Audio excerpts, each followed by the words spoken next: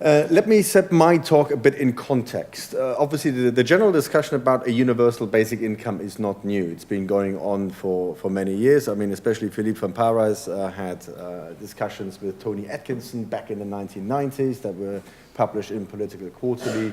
So the basic income idea obviously has a much richer background than the digital revolution, but it's attached to the digital revolution now. I have the opposite approach. I look at the problem first and then try to deduce the solution. So my work on this is basically a response to what Silicon Valley discussed as the potential impact of potential large-scale job losses due to technological innovation. So they basically said, okay, if jobs were to disappear at mass, a universal basic income basically would function as propping up domestic demand and keeping society intact. So my thoughts on this is less about the general income merits in general or in particular, but it's the question, is it a proper response to the threat of technological unemployment? So this is the point of departure, and I think identifying the point of departure is important here. This conference is also about labor markets and what the digital revolution might mean for labor markets. And let me start with this first, because you have to understand the problem, I think, first, before you can come to potential solutions.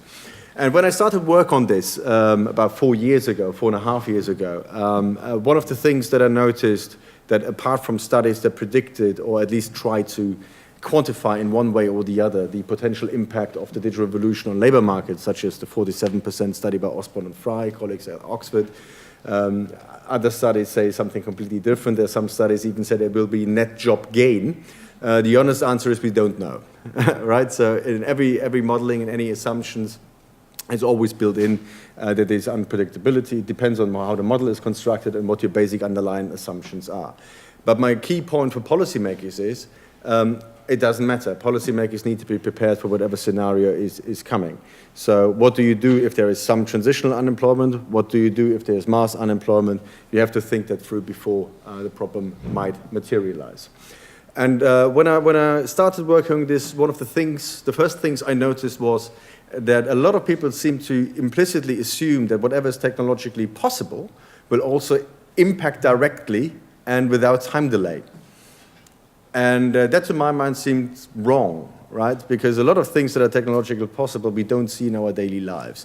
So when I started thinking about, what are the moderating forces that basically shape the implementation of technological innovation, how it is applied to the real world. And I came up with what I called the 5 filters.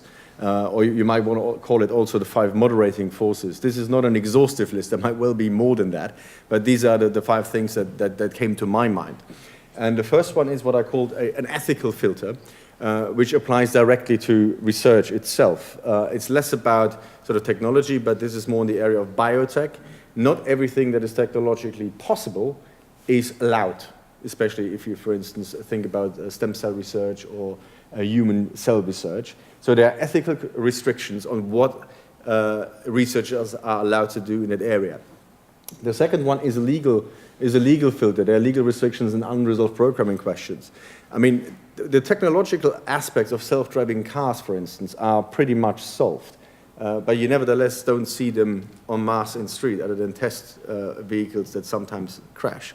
Part of the reason is that the legal framework is not really adjusted to that. I mean, if there's a problem with an accident with a self-driving car, who is legally responsible? Is it the owner? There is no longer a driver. So a self-driving car you lend to your friend causes a problem and you were not even there, but you're legally liable. These issues are largely unresolved. There are also ethical programming issues that philosophers are talking about. For instance, if a crash is unavoidable, you have to program the car one way or the other to take a decision. Do you hit the wall or do you hit the child that is running over the street if the situation is unresolvable? Human beings basically react in a gut instinct, so there is no rational thinking behind this, but obviously in a computer you would have to program one way or the other how the machine ought to react. So there are quite a few ethical issues that are related to the legal framework that are unresolved. Then also traditionally there's always been social resistance to change, which has shaped the implementation of of technology quite significantly. The example I always use here is the example of Uber, which I also use sometimes if there is no other alternative. But the implementation of the very same app is very, very different across the world. And a few years ago, I took Uber in Miami, in London, and in Berlin. And I also took some in Hong Kong and Macau. What happens is in Miami, you get what you expect from an Uber. It's a private driver with their own car coming to pick you up. In London, that is not the case. In London, you get what is called a minicab driver, a Transport for London licensed driver. So there's a different restriction there. And in Berlin, you can't get one at the moment at all, but previously, you could only get a normal taxi driver. And also some of the key features of the app, like surge pricing or automatic pricing, were not working in Berlin. The guy who dropped me at the airport actually punched in the price from his meter into the app at the end of it and added 50 cents. So, and the key thing about Uber, for instance, is that the key feature is not necessarily the price undercutting traditional cabs. It's the convenience of use. If you look at how Uber started in San Francisco, they had a black chauffeur service first. So they were actually higher priced than a normal taxi. What people like about Uber is the convenience that you can use it in places where you don't know where the cabs are. And you have a translation feature as well. When I was using it in Hong Kong, for instance, to go to the train station, how was I supposed to tell the cab driver, first of all, find a cab, and then tell him where I need to go? So it's the convenience of this, but you can implement this in many different ways. And because it's a local regulation issue in case of transportation, different levels of social resistance have led to very different implementations of effectively the very same app. So that's what I call the social resistance filter. There's also governance filter. That applies to companies as well as to policymakers.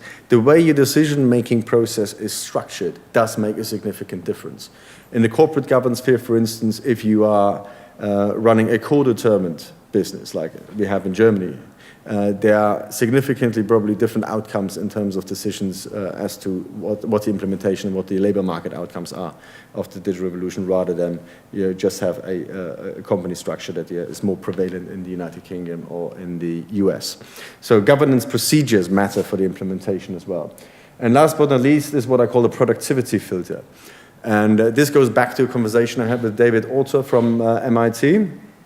And I really like that story. That's why I always try to tell it. Because the question is, when you apply the technology, does it really have a meaningful difference in terms of productivity? Two examples he gave is basically if you're a journalist or some sort of writer, your computer now might be 200 times faster than your computer in the 1990s or the 1980s, but you're not writing 200 times faster. So the bottleneck in terms of productivity is not the technology, but you yourself. So that's one example where even a big jump in technology doesn't really transform the productivity of the actual activity. And the second example is that because of diminished marginal costs, so basically processing power becomes so cheap, you put it into devices where it doesn't really make a transformational difference. And we had a much read article on Social Europe why washing machines are not going to the moon. And because that was the story that David told us. It's basically, he was at a conference listening to some consultants, and they were saying, well, look at this washing machine now, right? So this washing machine has got more processing power than the Apollo moon program had. So and everybody was supposed to be in awe, but I mean, if you come to think about it, the fundamental thing is, no matter what the Apollo moon program processing power was, it managed to get people on the moon. And no matter how much processing power this washing machine has, it'll still only do your laundry. It's not going to go to the moon anytime soon, right? So you might be able to save a bit of water and use an app to start and stop it, but it really doesn't fundamentally transform what the washing machine is doing. So you really also have to think about how technology actually changes in productivity terms, the things that you're doing. So these are 5 things that I think, when you start, and this was basically also part of my consultancy work, if organizations start to think about what the digital revolution might mean for them and try to adjust procedures and policies, run through these 5 filters and try to think through how this applies to your organization yourself, because it's the first step to get a grip onto the subject. Okay. Well, in terms of impact on the labor market, so once these 5 filters and moderating forces were applied, and you would still have some impact in the real world, so what would that be? And in terms of, I don't, as I mentioned before, I don't try to quantify the impact. There are lots of studies out there that try to do that. but I like to categorize it because I think the impact will also be very different for different economies. So you have to think through what it actually means for your economic structure. But it seems to me that there is basically a trade-off between three different drivers, which is substitution, augmentation, and creation, new jobs. So what do I mean by this? I mean, substitution is basically very clear. The question is which jobs will completely disappear because they're completely automated. And the second question is which jobs will disappear where the tasks don't disappear. So for instance, if you had a secretary who did transcriptions for documents for you, and this is completely done by something like Alexa or Amazon Polly now or something like this, this job is completely automated, right? So that job is completely gone. But the question is, most people don't do that yet. At the moment, they use the gig economy to outsource this, right? So you can use Mechanical Turk or some other freelancer platform to basically source in transcription services from around the world. So in that particular case, the task itself doesn't disappear. It's still done by some humans, but it's not, the job disappears because it's basically put onto the gig economy and outsourced via a platform or something like this. So these are basically two different categories of substitution that I think you have to think through. In my view, in the near future, the most important category is augmentation, which basically tries to assess how the relationship between humans and machines is changing rather than completely replacing. And the example I always give here is if you go to a London supermarket these days, you're very unlikely to see 10 people sitting at 10 checkout desks anymore scanning your items.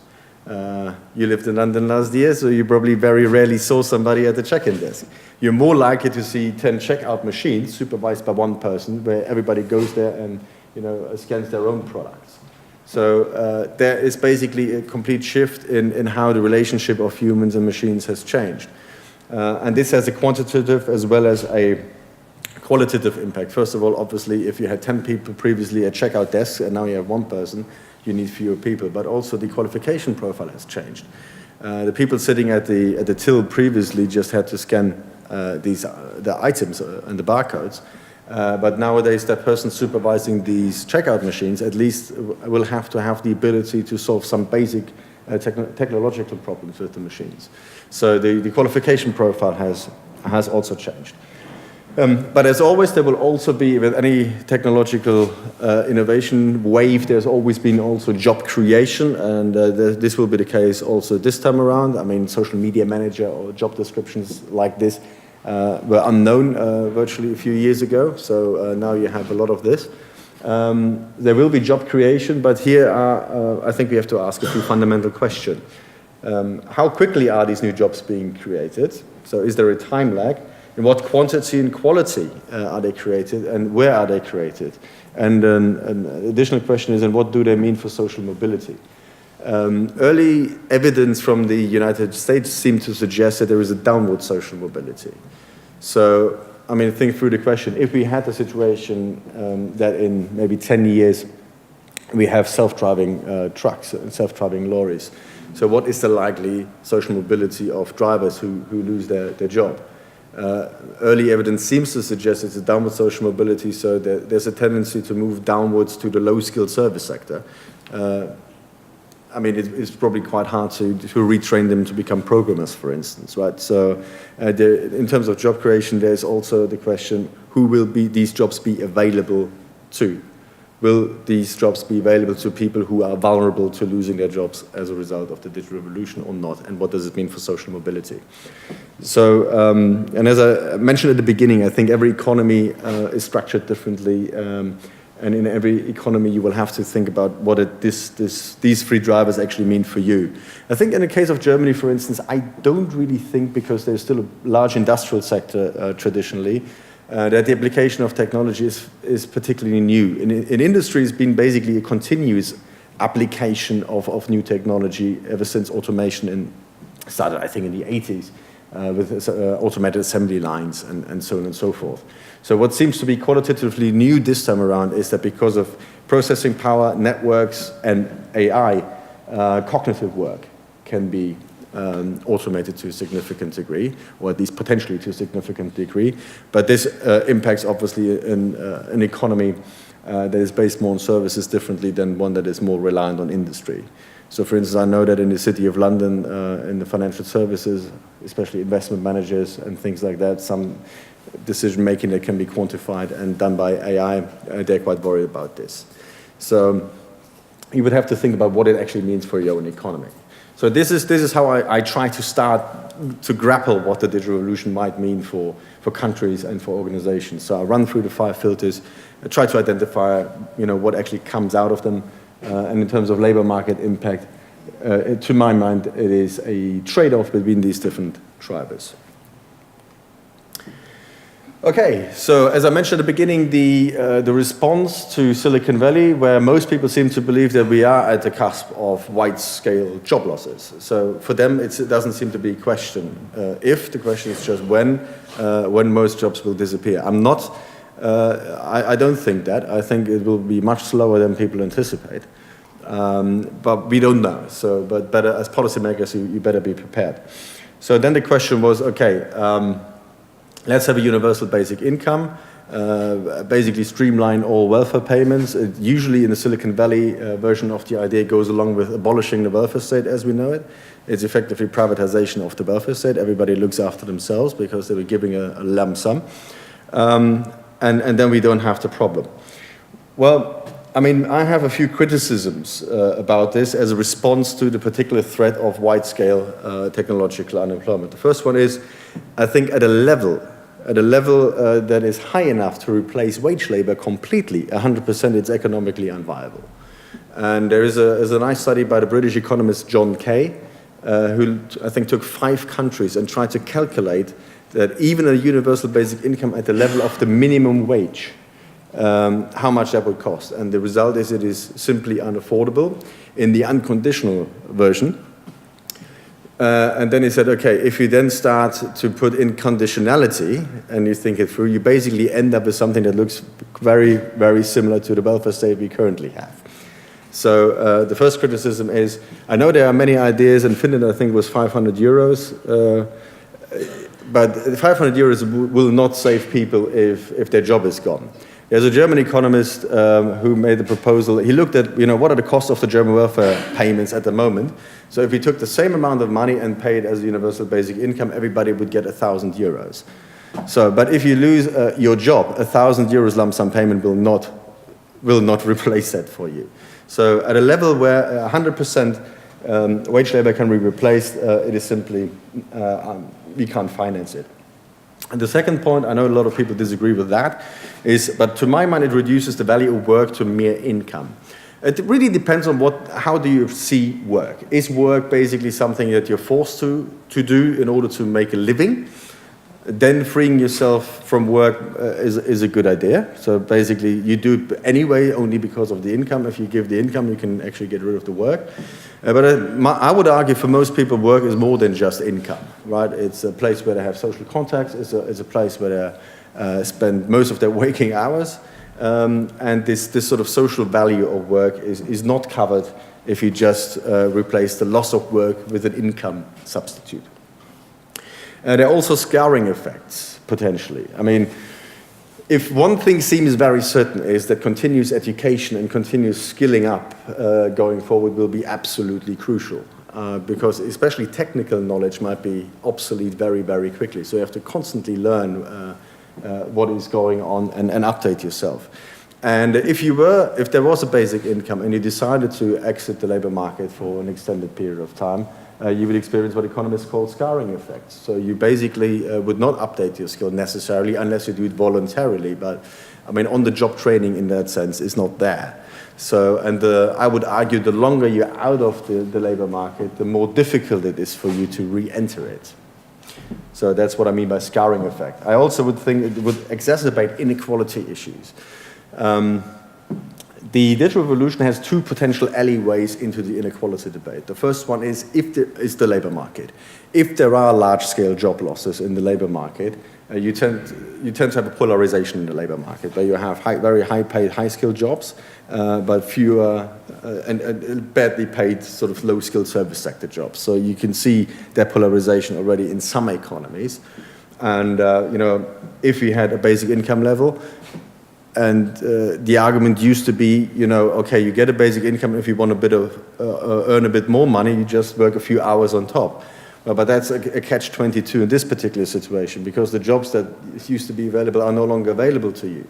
So whatever then is the basic income level, it's the level you're stuck at. So you don't have the opportunity to top it up in that scenario where the jobs are largely gone. So, and as inequality is largely relative, whatever the basic income level is would be the new precariat. So you would be stuck at that level. So even on the labor market, there would be a polarization and an inequality effect. There's an effect also in terms of capital accumulation, but I'll come to that later in my solutions. I would also say it's a bad allocation of scarce resources if it's unconditional, so if it's paid to everybody in the first instance. The arguments then I heard, okay, obviously we don't want to pay to millionaires and billionaires, but you get the money back by the tax system.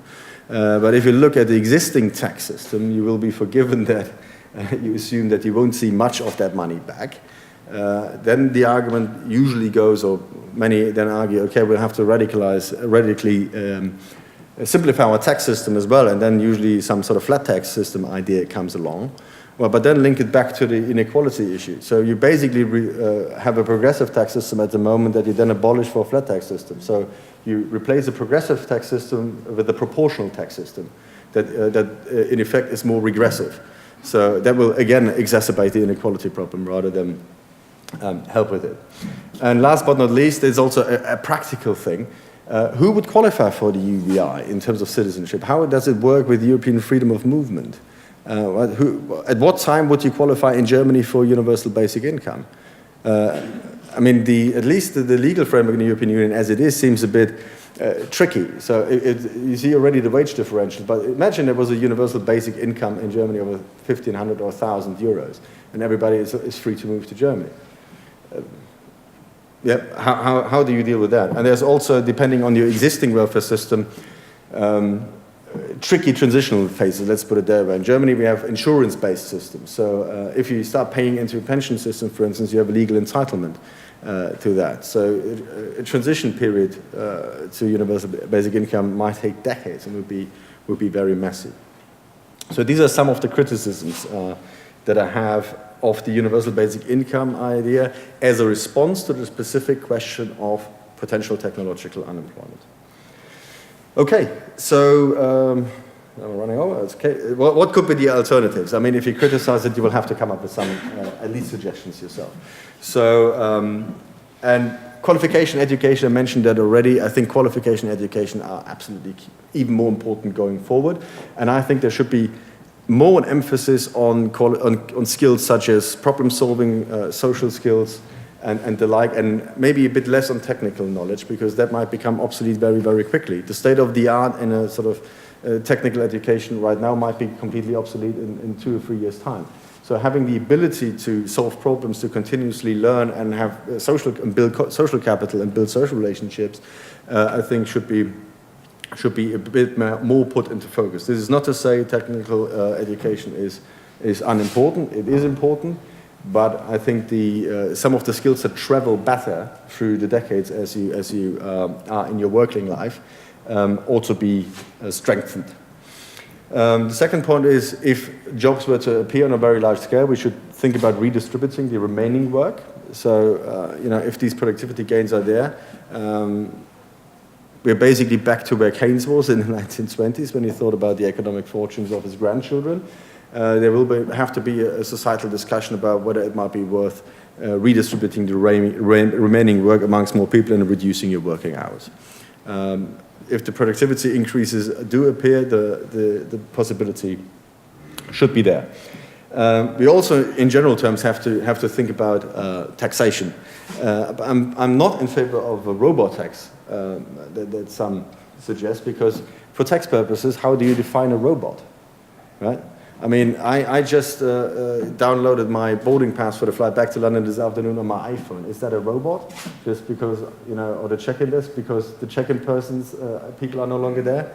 So for tax purposes, it's incredibly difficult to define what a robot actually is, and you don't want to disincentivize the application of technology either.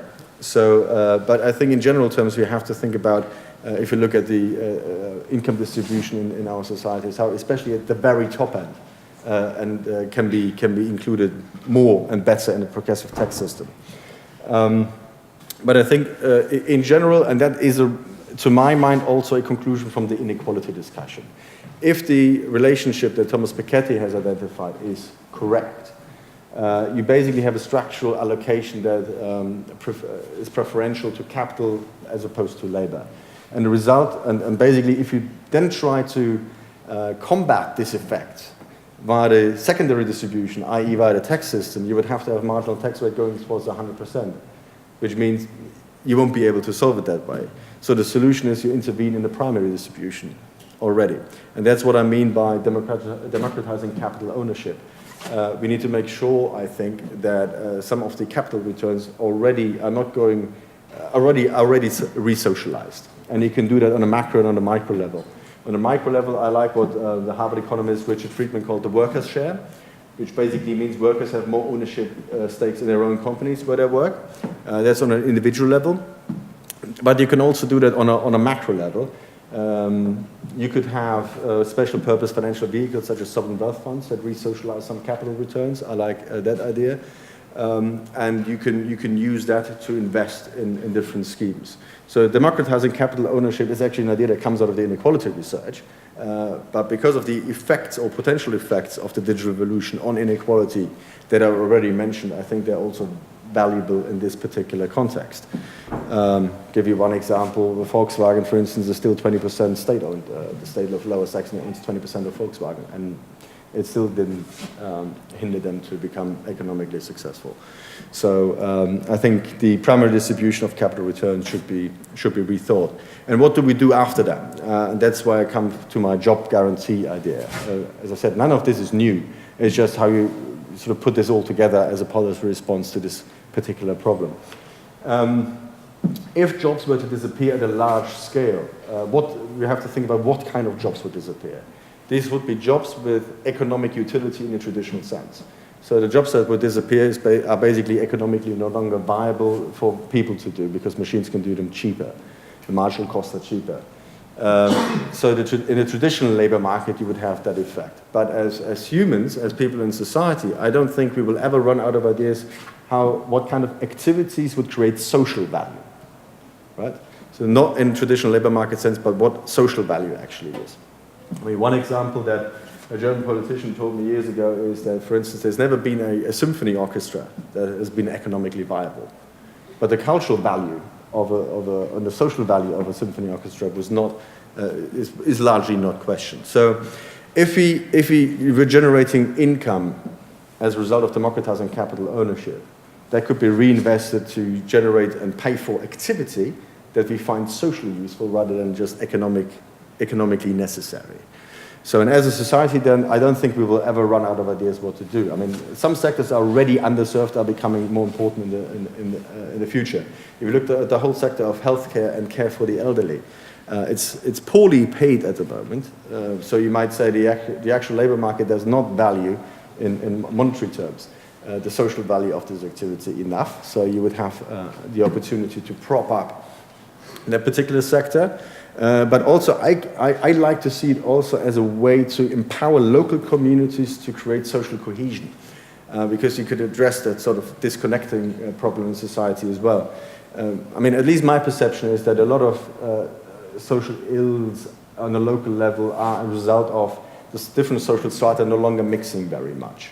So university graduates, their friends tend to be university graduates as well. Not as it was a generation ago, but this generation, you tend to mix less and less with different social groups. So, but what are the social institutions where people still do mix? It's things like sports clubs, theater clubs, cultural clubs, all of these sort of things in the fabric of society. And if you had the means to pay for activity in this, you could basically empower a municipality to decide, what do you want to pay for? You want to pay a football coach for the football club for your children? Do you want to have a theater, a conductor, and something like this? You could basically put a professional structure around voluntary work as well, and by doing so, you could, I think, also support activity that would tighten the fabric of society, especially on the local level. So again, so that's basically how I would think about it. So if the jobs were to disappear, it will be jobs that are determined according to economic utility. So if we manage to get our hands on some of these capital returns as society, and then decide to use that income to support socially valuable activity, I think we will have a stake in the digital revolution. Don't have to be too afraid of it. But at the same time could support activity that is meant to strengthen the fabric of society, which has frayed a lot in recent decades. So this is all very broad brush. We're all reasonably at the beginning of the discussion. But instead of thinking about a universal basic income, basically just giving everybody a sort of lump sum and then basically say, okay, do with it what you want. I think keeping this is also compatible with existing welfare states, because the activity in that social sector would be just normal jobs in that sense, but the activity would be different. Also, I mean, from a management point of view, there might also be very big problems if you were just basically having a basic income. That's my final point. Whether I like it or not, again, that comes back to your idea of work, what work actually is. But the payment for your work is actually enforcing a contractual relationship. That's what it effectively is. If you take this away and everybody can basically decide for themselves whether they turn up or not, how do you run a hospital ward when you don't know or have very little leverage over the people, whether they turn up or not? So in terms of managing organizations, I think that will be also very difficult. I mean, that's why a lot of libertarians like these ideas. That's fine. I can completely understand why they would like that. So it liberates yourself. You can, do whatever you want. But from an organizational point of view, I would find this very, very difficult to see how this could be managed sustainably in the long run. So this just as an introduction. Thank you very much for listening, and I'm looking forward to the discussion. Thank you.